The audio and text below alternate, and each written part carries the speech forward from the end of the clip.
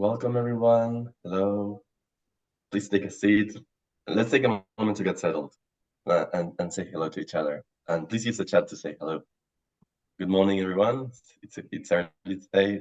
Good morning. Hello. Good morning. Good morning. Good morning, everyone. Good morning. Yeah, that's good. Say hello. Let's Hello. take some moments to settle in before all people join the session today. Today we have an exciting session presenting the coalition. It's going to be a very nice one. It's our third webinar. Good morning. Okay, let me kick it off and let people join while Welcome everyone to a new edition of the information webinar on the local and subnational governments coalition to end plastic pollution. I work in the climate and environmental advocacy at the World Secretariat of the United Cities and Local Governments, UCLG. This third webinar is taking place at a strategic moment of the ongoing negotiations of an international instrument on plastic pollution, the fourth meeting of the Intergovernmental Negotiation Committee, INC4, happening in Ottawa, Canada, last April, and an ad hoc intersessional open-ended expert group meeting will take place in August in Bangkok, Thailand. The local and subnational governments coalition to end plastic pollution is convened by its core partners, the Government of Catalonia, the Government of Québec, ICLEI, and UCLG, with the support of C40 Cities, Global Cities Hub, Regions 4, WWF, and UN Habitat, and it's held in collaboration with UNEP. The coalition is also enshrined in the local authorities major group of the United Nations Environment Assembly, which is co-facilitated by UCLG and ICLEI. The aim of the webinar today is to connect with existing partners and signatories, but also to further engage with potentially interested local and subnational governments around the world. Furthermore, the coalition objectives and the different ways to formally engage will be presented. There will be a recap of INC4 meeting and the coalition roadmap leading to INC5 next November in Busan, Korea. The webinar will be divided in a series of short presentations by the coalition members, and there will be a period of questions and discussion for you at the end. Presenting with me today are Maria Rosas Giralt from the Government of Catalonia and Camille Camileva from the Global Cities Hub. Now let me give the floor to Maria Rosas Giralt, who will do a short presentation of the ANC process and points of interest for you local and subnational governments, but also a general overview of the local and subnational governments coalition to end plastic pollution. Maria, the floor is yours. Thank you very much, Pablo, and welcome to you all. My name is Maria, and I work for the Catalan government in the office that we have here in Switzerland, in Geneva. So starting from the beginning, on the 5th United Nations Environment Assembly, the UNEA 2022, it was adopted the Resolution 5/14, establishing an international intergovernmental negotiation committee called INC to develop a globally legally binding instrument on plastic pollution by 2025. We all know that we have a problem with plastic pollution. Only 9% of the world's plastic is recycled, and plastic production is expected to triple by 2060. Echoing the words of the Executive Director of UNEP, Ms. Inger Andersen, this is the most important multilateral environmental agreement since the Paris Agreement. Although, during the first months of the INC negotiations, we saw that the role of local and subnational governments was not taken into account, so we decided to take action. To do a quick recap of the INC negotiation, here is the timeline. The first one was in, the INC 1 was in Punta del Este in Uruguay, November 2022. And after, it was the INC 2 in Paris in 2023, April, and then the INC 3 in Nairobi.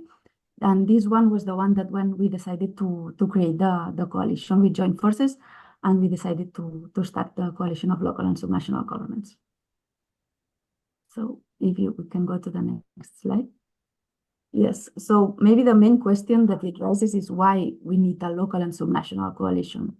We have several reasons. The first is because we are in the front line of plastic pollution crisis and we are already experiencing its effects.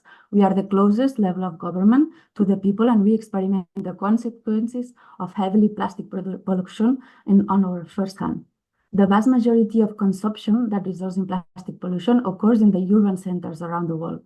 Local and subnational governments are amongst the first to be impacted by plastic pollution, as it has a negative impact on the quality of urban environments, increases cleaning costs, reduces the efficiency of infrastructure, and negatively impacts the health of its residents and the natural environment. Second, we have normally budget and competencies on areas directly related to waste, plastic production, pollution, and just transition for formal and informal workers. Third, we do also have regulatory powers and the responsibility to develop and implement stringent regulations. Fourth, we also have the capacity to replicate and scale best practices. And fifth, we can also introduce this language based on our best practices to improve the text of the treaty. On the sixth, we can also have the capacity to raise awareness. We can contribute and foster behavior change among the residents and local communities. And finally, sometimes the local and subnational governments will lack the tools, the knowledge, and often the resources to effectively tackle plastic pollution. And that's why we need also to be involved into the negotiation process. The next one. So what we did in Ottawa, the last INC4, it was the INC where we presented the local and subnational governments coalition officially. We had two objectives. The first was unifying and amplifying the voice of local and subnational governments within the international negotiations. The second was we called for an adoption of an ambitious international instrument, including our role, the role of the cities and the subnational governments. The main partners, as Pablo mentioned before, are ICLEI, Québec, Catalonia, and UCLG. And we have the support, of course, of the Region 4, Global Cities Hub, C40, WWF, UN Habitat, and UNEP.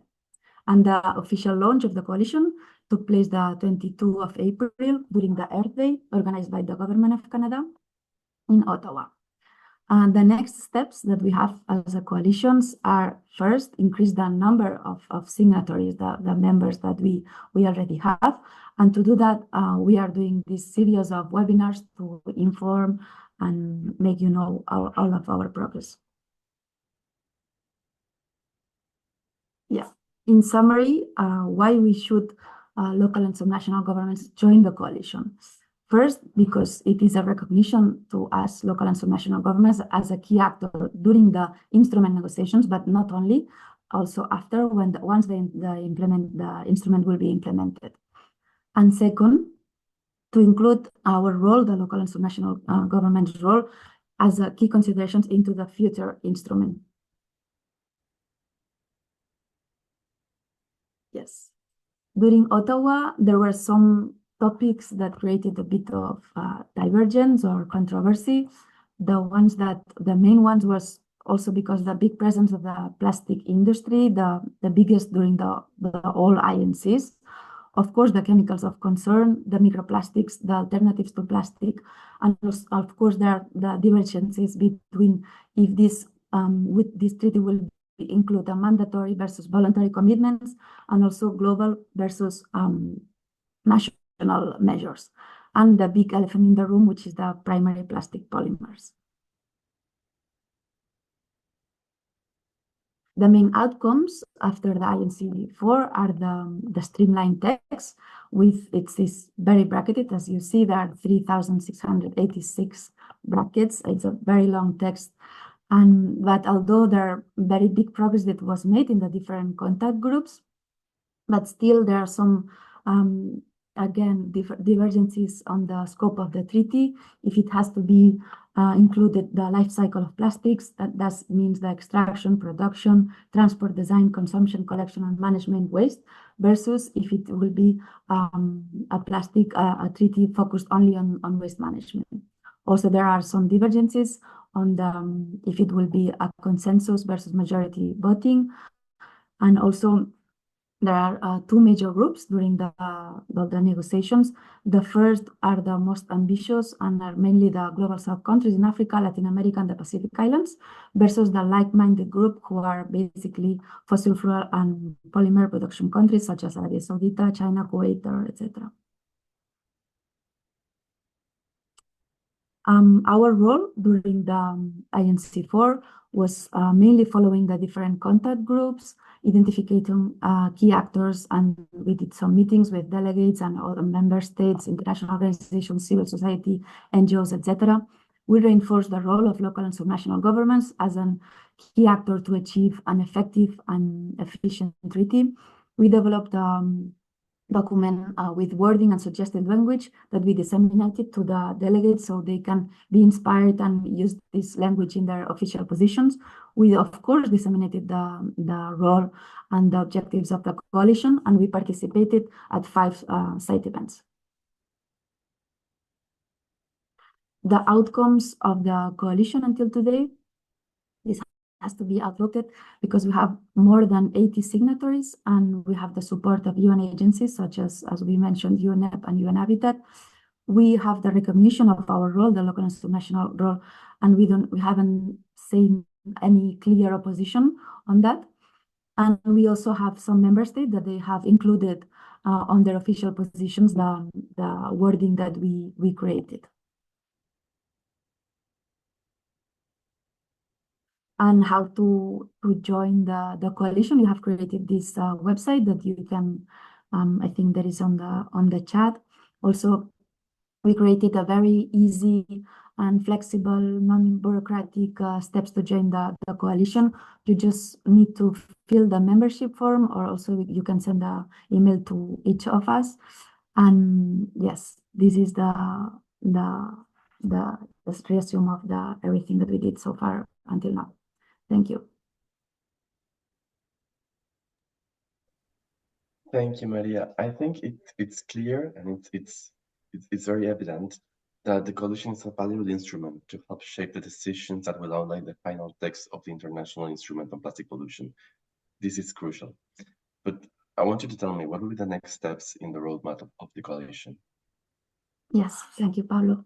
So as we embark on our journey towards the 5th session of the Intergovernmental Negotiation Committee, the INC5, that will take place in Busan in November, it is important to build a clear and inclusive roadmap. Our mission is to create a unified front in addressing the pressing issue of plastic pollution from the local and the subnational level of government. In this brief section, we will outline our immediate priorities and the next steps we must take together to ensure a successful outcome at INC5. The first is ensuring the inclusivity and representation. Our priority is ensure that the voices, requests, needs, and priorities of local and subnational governments are represented within our coalition. This is why we are actively reaching out to cities, municipalities, regions, and subnational governments. We seek your endorsement and active participation. Your endorsement signifies a collective commitment to addressing plastic pollution comprehensively and inclusively. Second, the next key global events. As we move forward, there are several critical events where it will be essential to communicate our coalition and its objectives. The upcoming United Nations General Assembly, the New York Climate Week, and the Summit of Future, or the Biodiversity COP16, are pivotal opportunities for us to highlight our efforts and gain broader support. These events provide platforms to share our progress, showcase our collective action, and engage with a wider audience to amplify our message. Third, reflecting diverse views in coalition text. We are committed to ensuring that the text and positions of our coalition reflect the diverse views and aspirations of our endorsers. It is important that our collective stance is not only representative, but is also influential in the negotiations. To achieve this, we are working diligently to incorporate your feedback and perspectives in the coalition's text. Fourth, understanding best practices when addressing plastic pollution. We recognize that many of you are already implementing innovative and effective practices in plastic management within your respective spheres of governance. We want to learn from you. Your experiences and success stories can provide valuable insights and inform our negotiations. Please share with us any initiatives or strategies you are employing to manage plastic waste. By highlighting these practices, we can collectively demonstrate the feasibility and benefits of effective plastic management solutions. And five, and the last, showcasing political leadership and championship. Lastly, we are building towards showcasing strong political leadership and championship in addressing plastic pollution.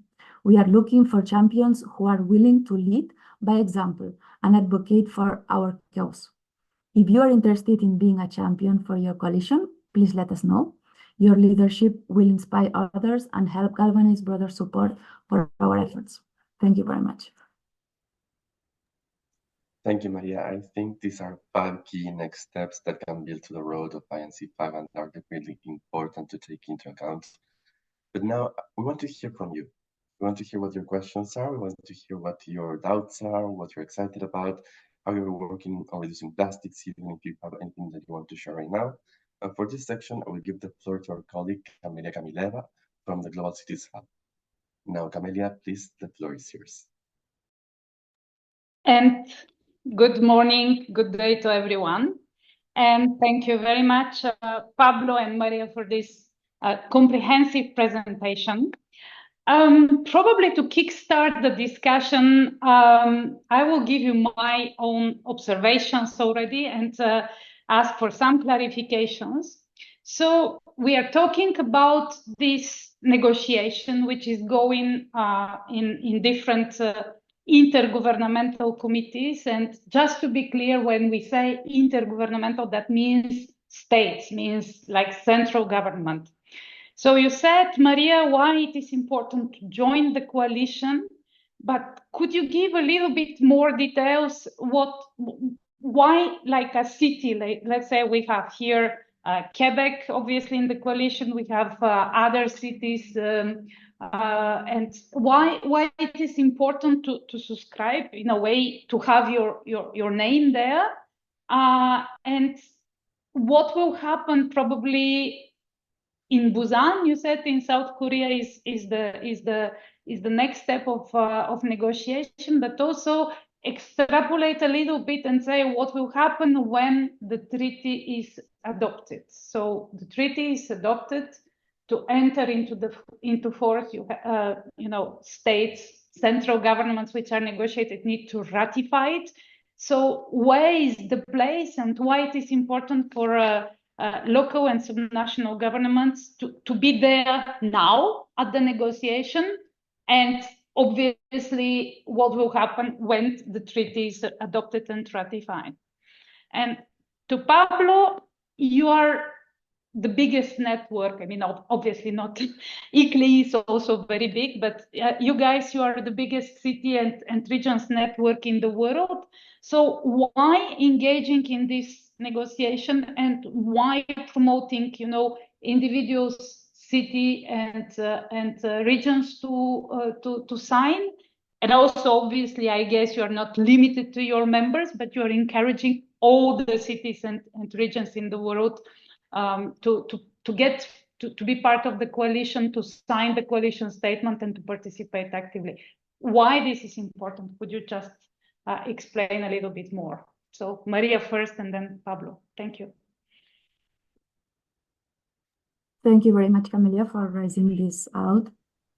We believe that it is very important, the coalition, because it is the opportunity to unify the voices of the local and subnational governments into the negotiation, which usually it is not our space to say it in a way. So we decided to create this coalition to bring the voices of local and subnational governments into the negotiation process. Not once this will be implemented, we also want to be during the whole process to make our needs, to share our practices, and to also be included into the negotiations. And also during these processes, we have seen that our role was not taken into account in the beginning. So I think that it is very important that we, as the first hand of the plastic production crisis, the cities, the municipalities, etc., we have to be part of the discussion. And also, once it will be implemented, of course, we will have a very big opportunity and responsibility to implement effectively and with the plastic treaty. So this is why we decided to create the coalition, and this is why we call all local and subnational governments to join it, to make their voice feel heard, and to also join forces to help and contribute to the plastic production, plastic crisis.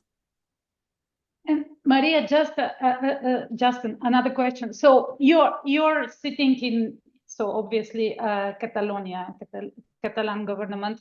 So concretely, if Spain, which is the central government in your case, ratifies this plastic pollution treaty, participates in the negotiation, ratifies, and you've been there from the beginning, do you believe that it will be easier for the implementation of the new treaty for Catalonia to make her voice heard at the level of central government? Because the treaty obviously will engender a lot of, I mean, let's face it, a lot of implementation measures, which will be very costly. Central government, but also local and regional governments have to put a lot of money into the implementation for recycling, for waste management, etc.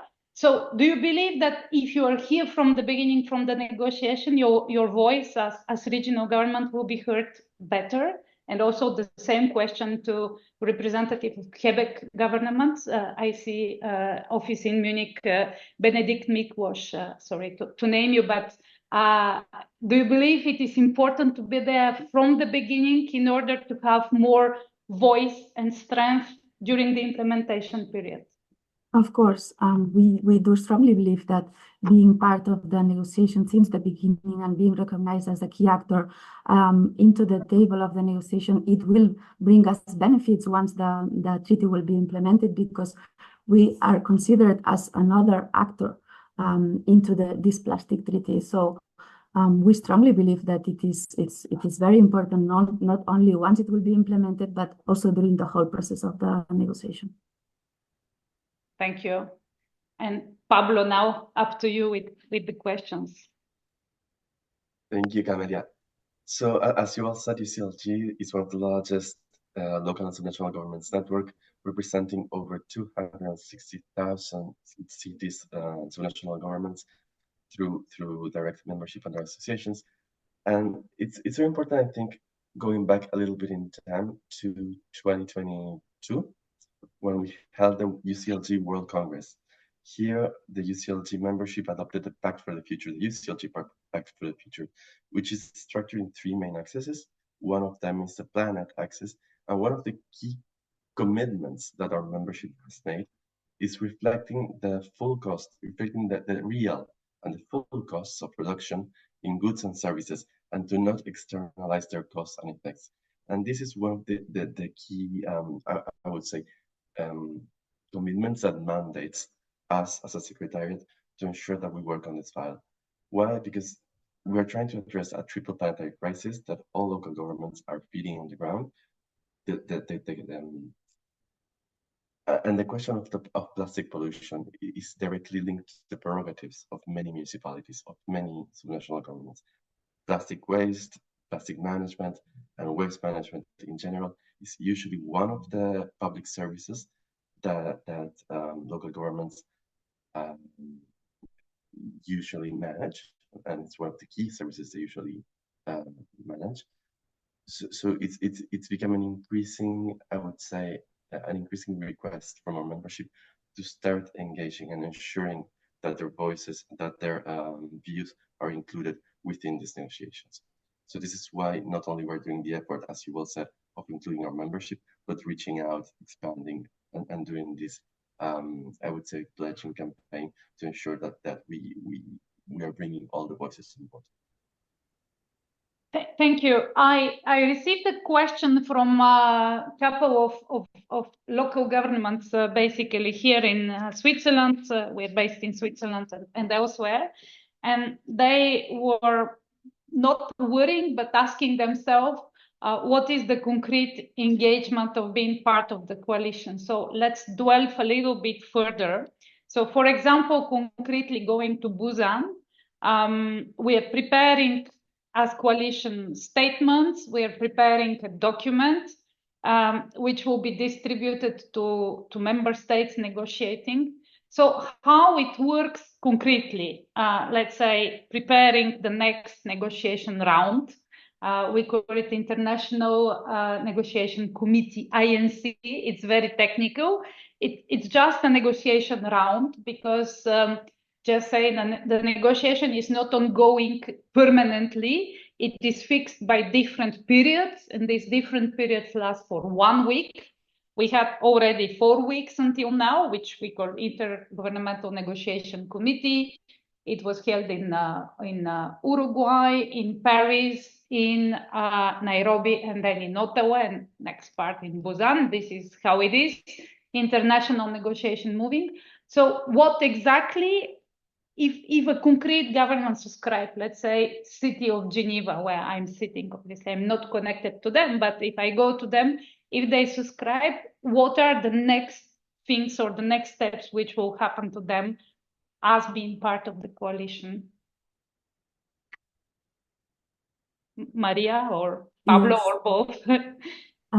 Thank you, Camelia. So yes, regarding this, we have discussed internally into the coalition core members, and we have developed membership categories to precisely let the new members engage in the level that they feel more comfortable, or regarding their capabilities or their will as well. So we are flexible on that point, and you can join the coalition and only sign and support from your government, but also we have different levels of participation depending on the will, on the necessities, or the capacities of each government. So it's very easy. If a government wants to participate more actively, they can reach to us directly, and we will find a way. Okay, and this is also a tool for exchange of information, obviously. Yeah. Yes. Pablo. Yeah, exactly. And of course, the different category engage is directly linked to the capacities that each city has. So we're trying to cater to the capacities of each local and national government in terms of engagement, and ensuring that we can account for their voice in any capacity or way that they can collaborate. Okay. And you didn't reply to the question, but you are not limited to the members of UCLG, basically, or ICLEI. Every local or regional governments which is interested can basically subscribe and join the coalition. Yes, okay. Absolutely. Yeah, sorry. No. Yeah, of course. This is not an internal membership effort, but rather it is an important global campaign that we're trying to push for.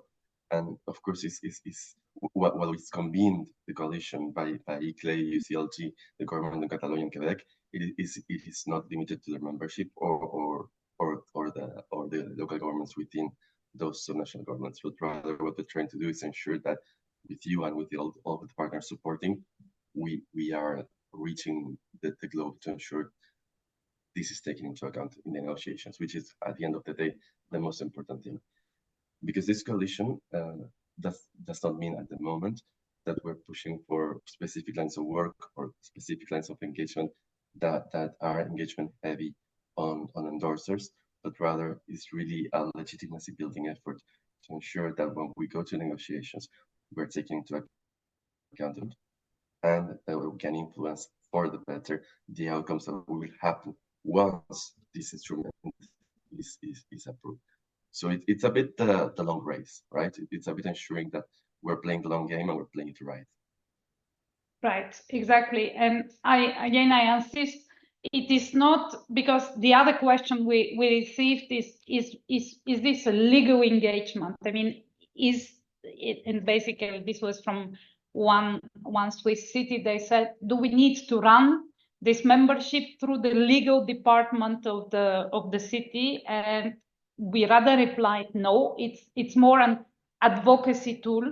It's more a tool to sensibilize, negotiating central governments about the role already played by the local and regional governments. And here, Maria, I'm coming to one of your points. You were alluding that it is important, the storytelling. So you were making an appeal in your presentation to those who listen to us to make, to share with us and to share with the coalition good practices of dealing with plastics.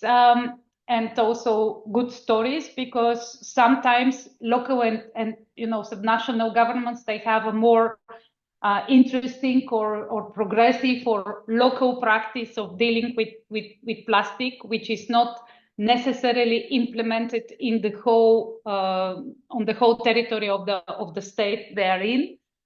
So could you elaborate on this and probably give us one example just to kickstart the discussion? I know that again in Geneva the local government decided to basically to eliminate single-use plastic as of 2025, and the central government basically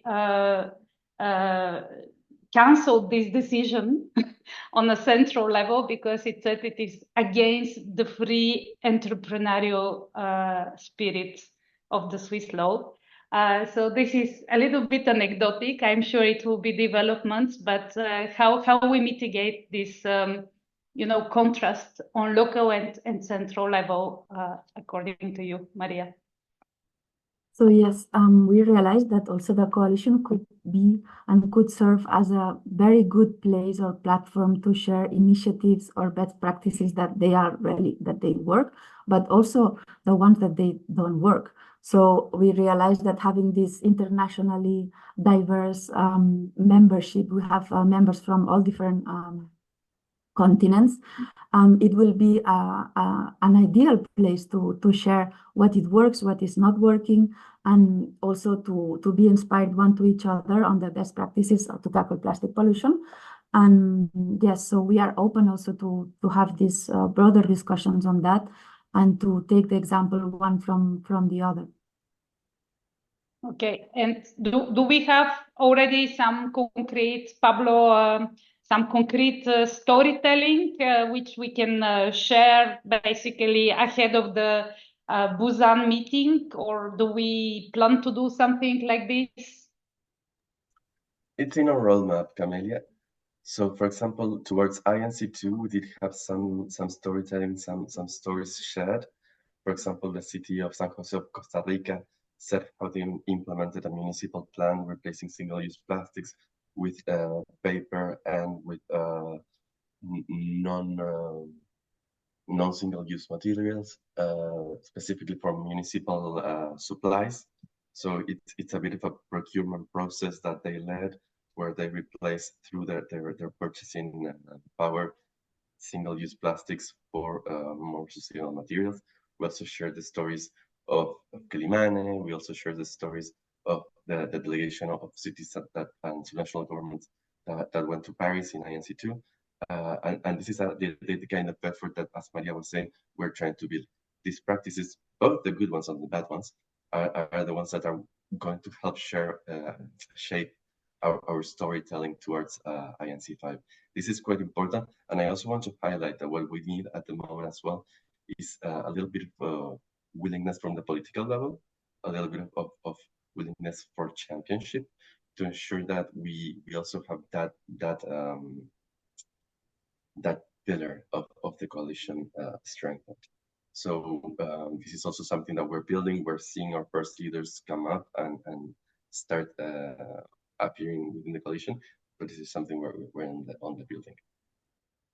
Okay, thank you very much for this. And now getting back to the chat questions, so we had one which is a little bit more general.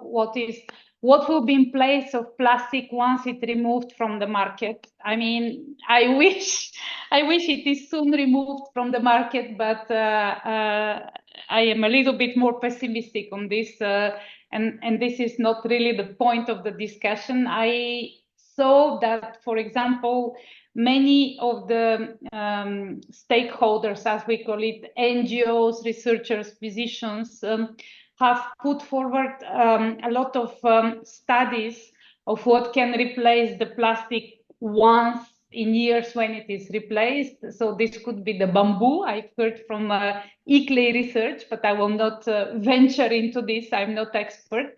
But for the person who asked this question, I can really advise to go to the website of ICLEI, which is very, very informative Also, if Rebecca, you want to publish the website of INC, so the official negotiation, I think to the INC2, there were a lot of submissions by many stakeholders, researchers, other coalitions, physicians, human rights, health experts, etc. And then you can get quite informed of what could be the bright future without plastic on this. To get back to the topic of the discussion, so we have two questions basically. Since we are talking about ending pollution within the regulatory power of cities, lies the implementation of waste management initiatives and the public awareness action. Yes, definitely. I suspect that the city will be, the treaty will be ratified, and the cities and the regions will be on the front line of its implementation with everything that you say. And so what would the coalition do to enhance cities' capacities on applying best practices and innovative solutions? I will give back the floor to Pablo and Maria. Basically, the question underlining is obviously sharing information, capacity building, and funding already discussed for the coalition efforts. This is also a question. But I should say that we also, as coalition, we struggle to have funding arrangements for local and subnational governments within the treaty. So Maria and Pablo, you can also specify that there is part of the treaty which discuss the financing of its implementation, and actually we try very hard to include local and subnational governments in this part of the treaty. And so the other question is when a new version of the statement will be published, and will it be changed again later on? A question which is, if we have a magical power, we can say, but I think we can guess on this. So Pablo, Maria, please tackle all these very interesting. Thank you for the very interesting questions from the chat, and I will complement if needed after your replies. Pablo, go ahead. Okay. So I would try to answer the questions in the chat. What would the coalition do to enhance cities' capabilities in applying best practices and innovative solutions? So again, this coalition's main, I would say, main mission at the moment is influencing the negotiations of the international instrument. And as I said before, we're here to run the long race. So what we're trying to do is now pull all of these good and not so good practices together to ensure that we can learn from each other, see what we're doing, kind of have a peer-to-peer moment of learning between these practices. And this would be our effort, our platform in ensuring that you can learn and sort of take each other's best practices and innovative solutions.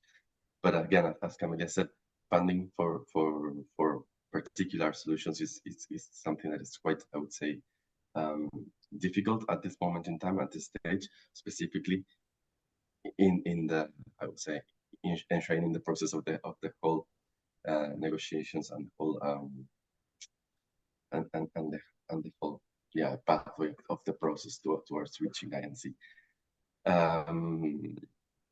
But for the second one, when will the new version of the statement be published? We're working on it on the following weeks, and I hope to have it published soon.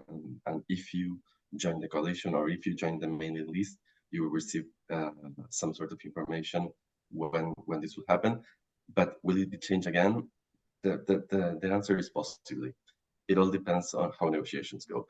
If tomorrow parties decide to include local and national governments everywhere where we want, and in the most perfect sense regarding our requests, then no.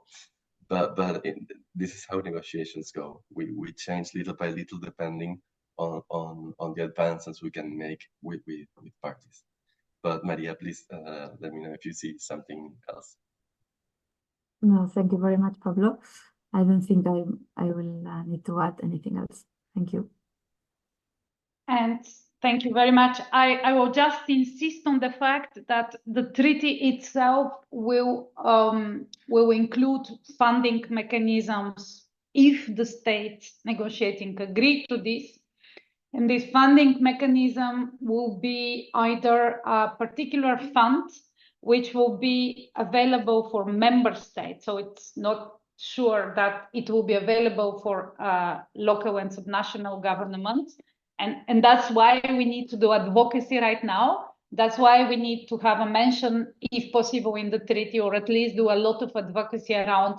So this financial mechanism, which is already in the treaty text, is available for local and subnational governments. And also to mention that this will only happen basically after years, because if the treaty is elaborated in next year, what we hope basically in 2025, at the earliest, it will take some technical time to enter into force. So basically, solutions need to be found quicker than this moment. So the website of the INC5, so the Intergovernmental Negotiation Committee, which is the next round, as we mentioned at the beginning, was just published in the chat. And this is number 5, but you can also, as I said, get back to the previous INCs through this website, which, Rebecca, thank you, you published on the chat. And you can read the submissions which has been done by member states, but also other stakeholders, also by us, by members of the coalition, to the previous negotiation at the beginning, which are very informative for many of the questions you have already asked. So I think that we are getting towards probably the moment we need to say what are the concrete next steps of the negotiation and also of the coalition action. Also, probably to mention that joining the coalition is free all the time, so it doesn't imply any other implication than just being part of an advocacy group, which is basically us. And concrete next steps of probably Maria and Pablo. And also last question then was coming now lately in the chat is that just one more question. This is a treaty legally binding document. What will the coalition advocate for, which will be binding for the cities participating? I mean, that's not clear what can be binding. What is binding, basically, I will try to give the reply and Pablo and Maria will confirm. So a treaty is ratified by a member state. And when it is ratified by a member state central government, it is usually introduced in the local legislation. So a state ratifies a treaty once it is ready in local registration. So that means that everyone which is on the territory of a state, including the subnational and local government, will bear the consequences of the ratification of the treaty by the central government.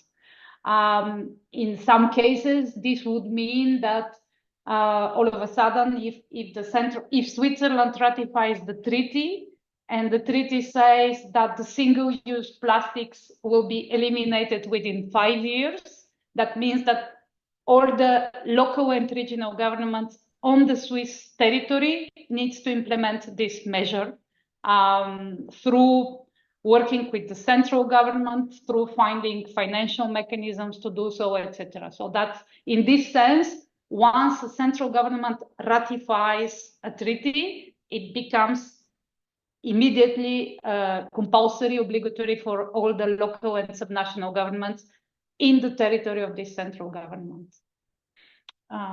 So I don't know if Maria and Pablo, you can complement this reply and also give us the next steps of the coalition. Thank you. Yes, regarding the next steps, so I will try to summarize a bit. And first of all, we will now, it's Busan, it's not close, but it's not even far. So we are working on preparing all the documents, the materials, etc., the statements, updating, etc., to arrive to Busan and to be clear with our position, etc., and be able to influence it and to discuss with the different delegates of the different delegations. Secondly, we will continue with the webinar, so disseminating the work of the coalition, etc. And third, of course, we are also looking for new members to join the coalition. So yes, this will be the main 3 steps that we have until Busan. And Maria, probably to clarify, I think we sent, Pablo said what the coalition is insisting for on behalf of its member cities, but just to clarify that this will be published very soon on the coalition website. Yes. Pablo, please go ahead. No, I was answering Joanna's question on the chat, just saying that perhaps if you want to know more about the key asks we are bringing forward to member states, to parties, please do read the coalition statement. I just pasted it in the chat. There you can see in non-yuan language, but still sort of formalized language, the core, the core asks, the core request, the core views and values that we're bringing forward to ensure that we include your vision within the negotiations. This is what we're generally asking for. This is what we're bringing to the negotiations. Of course, when we say we change the statement, what we're doing is changing minor language, ensuring that we're aligning with the UNEA proposed text and all of these issues, but we're not changing our core values, which are there on the statement. Thank you for this reply. And probably, Pablo, I will still stay with you having the floor because that's the moment of a wrap up and the next steps. Probably if you can give already, the dates. Do we have the dates of this? Maria said in November. And otherwise, what else will happen as next steps between now and November for the coalition and the coalition members? And please do the wrap up. Thank you, Pablo. Thank you, Camelia. I mean, as next steps, it is within our will and within our expectation to keep convening this kind of webinars to inform you about developments and next steps and what's happening within the negotiations. We will be informing that through the coalition website and of course through mailing if you manage to join the coalition. But also what I wanted to do is, yes, I mean, as we approach the conclusion, I'd like to take a moment to reflect on the key points, perhaps.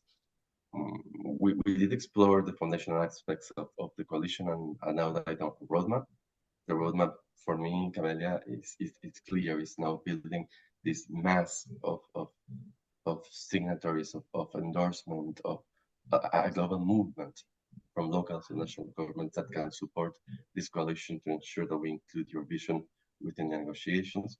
And this it's granulated in these little steps of taking these practices into account, elevating leadership, ensuring that we're including voices in the text. And I think it's evident that our collective efforts are crucial in shaping our most international instrument to combat plastic pollution. I think this is something that's needed. So as we move forward, I think it's essential to remember that our strength lies in unity and inclusivity. And each local and subnational government here today plays a vital role in our mission. So I think your endorsement and your active participation in the coalition will be the cornerstone of our success. This is why we need to bring your voices into the negotiations. So for a wrap up, For a wrap-up, I want to reiterate the importance of your involvement, your engagement, and that the journey towards INC5, it's a collaborative effort, and that every contribution counts. I want to thank you, Camelia, for moderating this segment. I think you did amazing. Thank you very much, and thank you, the Global Cities Hub. Thank you, Maria, and thank you, the Government of Catalonia, for all of the work you have been doing so far. Thank you, ICLEI, and thank you, the Government of Quebec, and thank you to all of our partners that are supporting this coalition. I think this is really a truly horizontal and a collaborative partnership effort, which I love. I think now we need to prepare the road to Busan, but understanding that this comes only through how you're managing things on the ground. So please do engage with us. You have our emails in the webpage of the coalition. You have the capacity to sign. You have the link now in the chat to sign and endorse and participate. And if you still don't know how to endorse, engage with us so we can help you through the process of engagement. So with this, I want to thank everyone for today. I think it's been an amazing webinar we put together. It's been an interesting discussion. Thank you for the question in the chat. Thank you for the discussion, and let's stay connected and motivated in our fight against plastic pollution. Thank you very much.